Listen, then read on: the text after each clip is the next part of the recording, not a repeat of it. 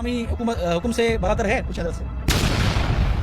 کوئی بھی تابعی یا صحابی اسلامی حکم سے بالاتر ہے کچھ ان سے نہیں؟ بالاتر سے کوئی نہیں. تو موت ابو بکر باغی عثمان تھے، عثمان کے خلاف بغاوت کی انہوں نے، تو باغی ہیں وہ تابعی ہیں، رحمہ اللہ ہم کہتے ہیں، لیکن اسلامی حکومت کی مخالفت کی ہے عثمان کی طرف سے. بات سن لیں، عثمان کی رضا اللہ کی مخالفت کی ہے، اسلام کے خلاف تھے کہ نہیں تھے؟ ان کی مخالفت کی ہے، بغاوت کی ہے تو قتل ہوئے. یہ اسلامی سزا ہے. دیکھیں صحابہ کرام کو اللہ کے سنسار کیا ہے، یعنی کہ صحابہ کرام کو یہ الگ مسئلہ ہے، ایسا نہیں کرنا چاہیے تھا، ایسا نہیں کرنا چاہیے تھا. ہونے سے روکا اور اپنی جو خلافت تھی وہ انہوں نے اپنی جو اقتدار تھا اس کو چھوڑا اس وجہ سے کہ مسلمانوں میں صلح ہو. اسی لیے نبی پاک صلی اللہ علیہ وسلم نے یہ فرمایا ہے کہ یہ میرا بیٹا سید ہے، ان ابنی ھذا سید. تو سید کے الفاظ سے نبی پاک صلی اللہ علیہ وسلم نے ان کو فرمایا، یہ ان کی شان ہے کہ ان کو سید کے الفاظ سے نبی پاک صلی اللہ علیہ وسلم نے پکارا. اور سیدنا حسن رضی اللہ عنہ نے اپنی حکومت اپنا اقتدار چھوڑ کر حضرت معاویہ رضی اللہ عنہ کے حوالے کیا. یہ ایک بڑی قربانی ہے. حالانکہ اقتدار کے لیے لوگ خود لڑتے ہیں، لوگ خود مرواتے ہیں، لوگوں کو مرواتے ہیں، لیکن سیدنا حسن رضی اللہ عنہ وہ شخصیت ہیں جنہوں نے اپنی خلافت چھوڑی تاکہ مسلمانوں میں خون ریزی نہ ہو. رہی بات شرائط کی، تو ظاہری بات ہے شرائط تو مورخین نے لکھے ہیں، جی جی مختلف شرائط مختلف مورخین نے لکھے ہیں. پھر اس میں بھی اختلاف ہے مقاصد الفکر کا. کچھ مقاصد الفکر کچھ شرائط زیادہ بیان کرتے ہیں اور کچھ کہتے ہیں کہ نہیں یہ شرائط صحیح سند ثابت نہیں ہے. اسی لیے جو میرا یہ موقف ہے کہ شرائط جو بھی ہوں جی شرائط جو بھی ہوں ایکس وائی زیڈ، جی ان میں تفصیل میں جانے کے بجائے ہم یہ دیکھتے ہیں کہ صلح کرنے والے حضرت معاویہ ایک طرف، جی دوسری طرف سیدنا حسن رضی اللہ تعالیٰ عنہ، سیدنا حسین رضی اللہ تعالیٰ عنہ. جی. ٹھیک ہے، بیچ میں آنے والے کون ہیں جو دو صلح کروا رہے ہیں؟ جیسے آپ نے اشارہ کیا مسند احمد کی روایت کے، بخاری میں بھی یہ روایت موجود ہے مکمل. اس میں دو شخصوں کے نام آتے ہیں. جی جی بالکل نام. ایک عبد الرحمن بن سمرہ اور دوسرے ہیں عبداللہ بن عامر بن قریظ. جی ٹھیک ہے، تو یہ وہ شخصیات ہیں بنو عبد الشمس کے جن پر حضرت معاویہ نے بھی اعتماد کیا اور ان پر سیدنا حسن نے بھی اعتماد کیا. جی جو سیدنا حسن نے یہ کہا کہ بھئی اگر میں صلح کرتا ہوں، کیا میں مطالبے کرتا ہوں کہ کیا تم اس کے ذمہ دار ہو؟ انہوں نے کہا کہ ہاں ہم اس کے ذمہ دار ہیں. یہ الفاظ کالا نحن لک بھی، کہ جو آپ طے کریں گے نا ہم اس کے ذمہ دار ہیں. تو سیدنا حسن نے جو بات کی اس کی ذمہ داری ان دونوں نے لی، عبد الرحمن بن سمرہ اور عبداللہ بن عامر بن قریظ. ٹھیک ہے، تو ہم دیکھتے ہیں کہ ایک طرف سیدنا معاویہ ہے اور ایک طرف سیدنا حسنین کریمین، اور بیچ میں یہ دو شخصیات نظر آتے ہیں. جی. ہم دیکھتے ہیں کہ کیا ان میں سے کسی نے یہ کہا کہ بھئی شرائط ہوئی ہیں، ان شرائط کی خلاف ورزی ہوئی ہے یا شرائط کے بغیر ہوا ہے؟ ہم دیکھیں تو ان سب حضرات کا کہیں بھی کسی تاریخ میں یہ منقول نہیں ہے کہ کسی بھی شرط کو لے کر ان میں اختلاف ہوا ہو، چاہے سیدنا حسن ہو، چاہے سیدنا حسین ہو، چاہے یہ دو حضرات ہوں. اب دیکھیں ایک جو بیچ میں آنے والے ہیں عبد الرحمن بن سمرہ، ان کا انتقال ہوا ہے الاصابہ ابن حجر کے مطابق 51 ہجری میں. ٹھیک ہے. 51 ہجری تک کوئی بھی ان کا اختلاف سامنے نہیں آیا کہ حضرت معاویہ سے یہ شرط تھی، اس نے یہ مخالفت کی ہے، کوئی اس اعتراض نہیں آیا. دوسرے نام ہے عبداللہ بن عامر بن قریظ، یہ ان کی وفات ہوئی ہے اصابہ کے مطابق 58 ہجری میں. حضرت معاویہ سے 1.5 سال پہلے وفات ہوئی ہے ان کی. اور حضرت معاویہ سے ان کو عہدہ ملا ہے، مختلف گورنر رہے ہیں جگہوں پر. تو ان سے بھی کہیں اختلاف نہیں ملا. اس کے برعکس ہم اور سیدنا حسین کی طرف آئیں. جی جی سیدنا حسین رضی اللہ عنہ سیدنا حسن کی وفات کے بعد، جس طرح کہ البدایہ والنہایہ میں ہے کہ سیدنا حسین رضی اللہ عنہ جاتے تھے معاویہ کے پاس اور حضرت معاویہ ان کا اکرام کرتے تھے اور ان کو ہدیے دیتے تھے. یہاں تک کہ جب سیدنا حسن کی وفات ہوئی تو کوفہ والوں نے خط لکھے سیدنا حسین رضی اللہ عنہ کو کہ آپ کے بھائی کا انتقال ہو گیا ہے، اب آپ ایسا کریں مل جائیں ہمارے ساتھ، آپ جنگ کریں معاویہ رضی اللہ عنہ سے. تو حسن نے کہا کہ نہیں، ان علی احد، کہ میرے اوپر ذمہ داری ہے اور ہمارا عہد ہے. یعنی اس وقت تک سیدنا حسین رضی اللہ عنہ اس عہد پر قائم تھے. اگر سیدنا معاویہ کی طرف سے کوئی بھی مخالفت ہوتی ہے کسی بھی شرط کی، میں کسی شرط کا نام نہیں لے رہا کہ بھئی خلفاء کی اتباع ہو، فلاں ہو فلاں ہو فلاں ہو، اس بحث میں جانے کی کوئی ضرورت ہی نہیں ہے. ٹھیک ہے. میرا آسان سا موقف یہ ہے کہ کسی دونوں فریقین میں سے کسی نے بھی شکایت نہیں کی کہ صلح کی خلاف ورزی ہوئی ہے یا شریعت کی خلاف ورزی ہوئی ہے. اس لیے جب دونوں طرف سے جب صلح کرنے والے اور صلح کے بیچ میں گواہان جو تھے ان دونوں میں کوئی اختلاف واقع نہیں ہوا، تو ہم یہ نہیں کہہ سکتے کہ بھئی جو شرائط طے پائی تھیں ان میں کوئی اختلاف ہوا تھا یا کوئی مخالفت ہوئی تھی، ایسی کوئی بات نہیں ہے. تو جو کرنے والے ہیں صلح کرنے والے ان میں اختلاف نہیں نقل منقول. تو بعد والے اگر کہتے ہیں کہ بھئی یہ نہیں ہوا، بعد والے تو کہتے ہیں ہوئی بھی ہے. ایسے مورخین بھی ہیں جنہوں نے کہا کہ معاویہ نے صلح کی شرائط کو پورا کیا، ایسے علماء بھی ہیں اور ایسے حوالے ملتے ہیں مورخین کے کہ فلاں فلاں شرط کو جو پورا نہیں کیا گیا. لیکن معیار اس طرف حسنین کریمین ہیں، بیچ والے صلح کرنے والے ہیں، اور اس طرف معاویہ رضی اللہ عنہ ہیں. اگر ان سے کوئی اختلاف منقول ہے تو پھر ہم مانیں گے کہ ہاں واقعی اختلاف ہوا ہے. ٹھیک ہے ٹھیک ہے. اچھا، میں علامہ قبلہ دلشاد مہدوی صاحب کی طرف جا رہا ہوں. دلشاد مہدوی صاحب، مولانا علی معاویہ صاحب کا موقف آ گیا ہے کہ امام حسن علیہ الصلوۃ والسلام نے حضرت معاویہ بن ابو سفیان سے اس بنیاد پر صلح کی ہے جسے صلح امام حسن کہتے ہیں، امت کے مفاد میں، کہ امت میں خون ریزی نہ ہو اور لڑائی رک جائے اور مسلمان ایک ہو جائیں. تو یہ امام حسن کا ایک بہت بڑا کارنامہ ہے جو تاریخ اسلام جسے یاد کرتی ہے. اور انہوں نے بڑے خوبصورت الفاظ القاب یوز کیے مولا حسن کے لیے، حضرت حسن کے لیے، کہ یہ میرا بیٹا سید ہے، یعنی نبی پاک کی حدیث کو کوٹ کیا. پھر انہوں نے کہا کہ شرائط کچھ بھی ہوں، امام حسن اور حضرت معاویہ کی جو صلح ہے وہ مسلمانوں کے لیے ایک اتحاد کا باعث بنی اور اس میں کوئی اختلاف نہیں ہے. کیا آپ ان کی اس اسٹیٹمنٹ سے متفق ہیں؟ تو اگر مخالفت کرتے ہیں تو اپنے دلائل پیش کیجیے. جزاک اللہ. بسم اللہ. السلام علیکم ورحمۃ اللہ وعلیکم وبرکاتہ. السلام. اعوذ باللہ من الشیطان الرجیم. بسم اللہ الرحمن الرحیم. الحمد للہ وکفی وسلام علی عبادہ الذین اصطفی الذین اذھب اللہ عنہم الرجس وطہرہم تطہیرا. شکر گزار اور سپاس گزار ہیں خالق کائنات کے. پروردگار عالم نے آپ جیسے دوستوں اور رفقا کے ذریعے امت میں جو مختلف ٹاپکس پہ اختلافات اور جو شکوک و شبہات پائے جاتے ہیں ان کو رفع کرنے کے لیے، ان کو دور کرنے کے لیے مختلف علماء کرام کو ساتھ میں بٹھاتے ہیں تاکہ ایک رائے واضح طور پر سامنے آ جائے. امام حسن علیہ الصلوۃ والسلام کی صلح، جیسا کہ برادر بزرگوار نے ارشاد فرمایا کہ یہ صلح خود کارنامہ ہے امام حسن کا. جی. ان کی شجاعت کا عنوان ہے، ان کی بصیرت کا عنوان ہے. اور قرآن مجید بھی یہ کہتا ہے کہ وَإِن جَنَحُوا لِلسِّلْمِ فَاجْنَحْ لَهَا وَتَوَكَّلْ عَلَى اللَّهِ إِنَّهُ هُوَ السَّمِيعُ الْعَلِيمُ. اگر سامنے والا صلح کرنا چاہتا ہے تو آپ بھی صلح کیجیے، آپ بھی اس کی صلح کو رد نہیں کیجیے. اسی بنیاد پر صلح حدیبیہ بھی ہے. جی. امام حسن علیہ الصلوۃ والسلام نے صلح کی، مگر اس صلح کو امام حسن نے کیا عنوان دیا؟ جی. اور امام حسن نے صلح کو کس انداز سے دیکھتے ہیں؟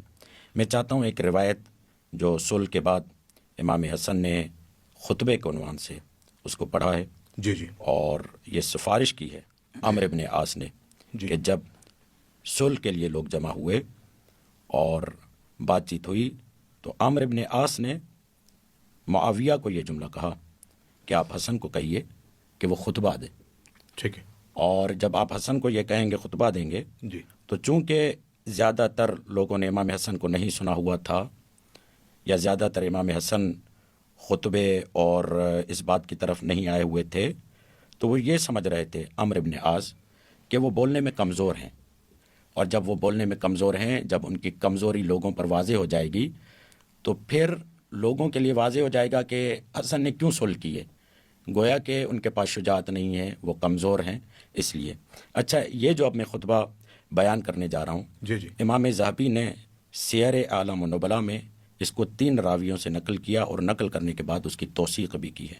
ٹھیک ہے. امام حیثمی نے مجمع الزوائد میں صحیح السند کے ساتھ اس کو بیان کیا. امام طبرانی نے الکبیر نے. جی. باقاعدہ تقریباً 5 سے 6 توثیقات میرے پاس ہیں جو امام حسن نے صلح کے بعد وہ خطبہ بیان کیا ہے.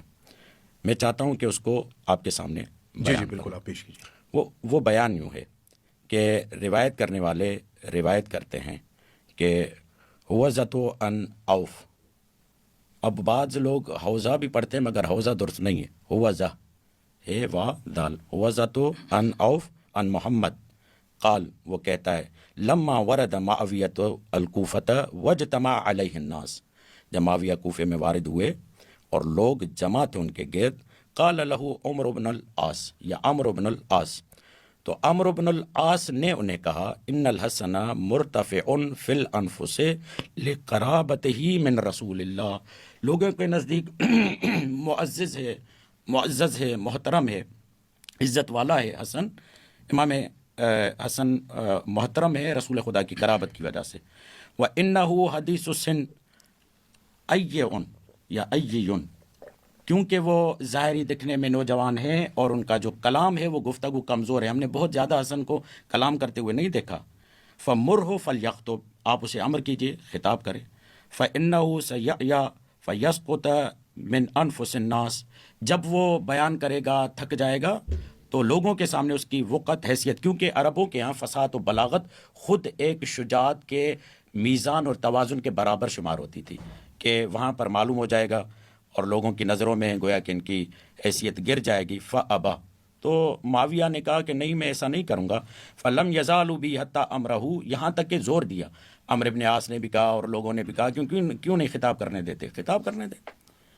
فقام علی المنبر دون معاویہ، امام حسن ممبر پر کھڑے ہو گئے معاویہ کے سامنے. اب یہ موقف پیش کر رہا ہوں کہ امام حسن کس طریقے سے نظر سے صلح کو دیکھتے ہیں خود.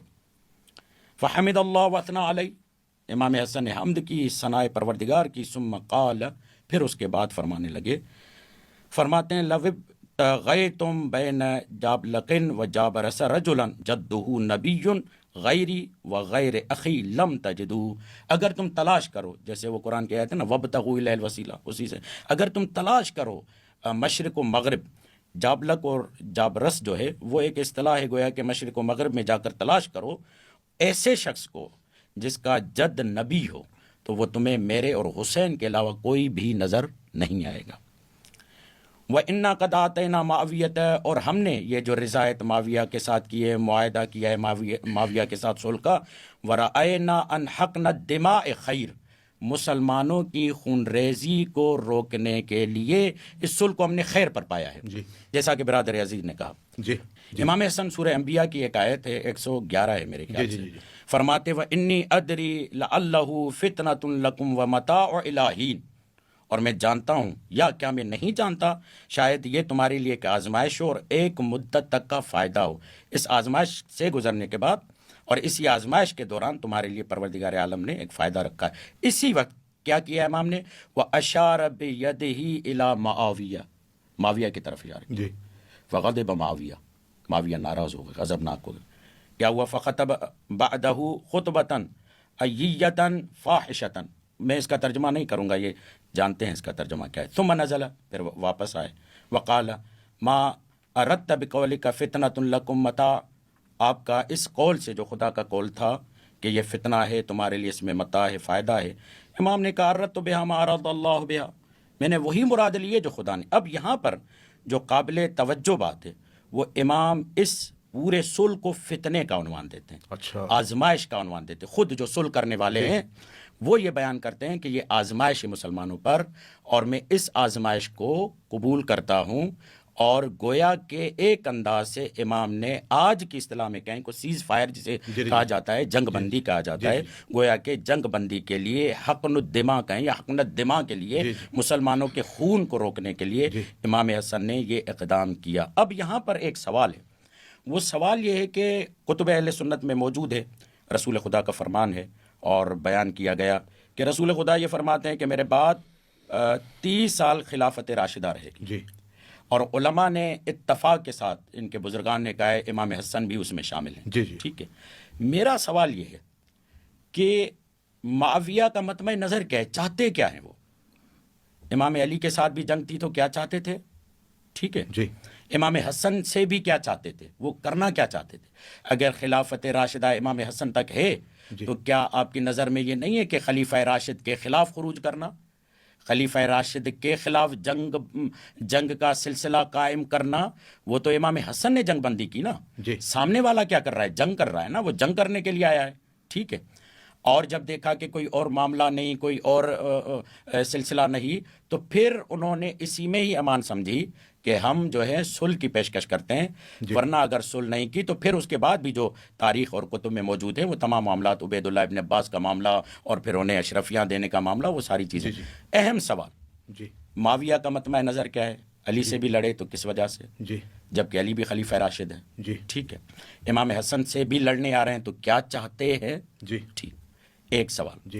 دوسرا سوال میرا یہ ہے کہ جب آپ یہ کہتے ہیں کہ جو شرائط متعین ہوئے وہاں پر کوئی اختلاف نظر نہیں آتا، پہلے تو آپ شرائط بیان کریں کہ شرائط کیا تھے، تاکہ واضح ہونا کہ وہ کون سی شرائط ہیں. اس میں سے اہم ترین شرط کیا ہے؟ میرے بعد یعنی معاویہ اپنے بعد اپنا خلیفہ کسی کو نامزد نہیں کرے گا. امام حسن ہوں گے، امام حسن نہیں رہے تو امام حسین رہے. تو پھر معاویہ نے، اگر آپ کہتے ہیں کہ معاویہ نے کوئی بھی خلاف ورزی نہیں کی، کوئی بھی معاہدے کی توڑ نہیں کی، تو یزید کی خلافت کے لیے اتنا اہتمام کیوں؟ مغیرہ ابن شعبہ کے ذریعے پوری بیعت کے معاملات اور یہ وہ سارے معاملات کیوں؟ تو یہ چھوٹا سا سوال ہے، ان کا جواب دے دیں، پھر ہم آگے آتے ہیں ایک روایت کی طرف. علی معاویہ صاحب، ان کا موقف آ گیا ہے. انہوں نے کہا کہ صلح امام حسن بقول انہوں نے جو خطبہ پڑھا ہے کیا کہتے ہیں اس کو زہبی نے بھی روایت کی. انہوں نے کہا کہ دراصل امام حسن کی نظر میں یہ خطبہ جو تھا وہ ایک فتنہ یا آزمائش تھی. انہوں نے اس کا نام یہ جو صلح تھی صلح تھی. اچھا اب دوسرا انہوں نے بات کی کہ حضرت معاویہ چاہ کیا رہے تھے.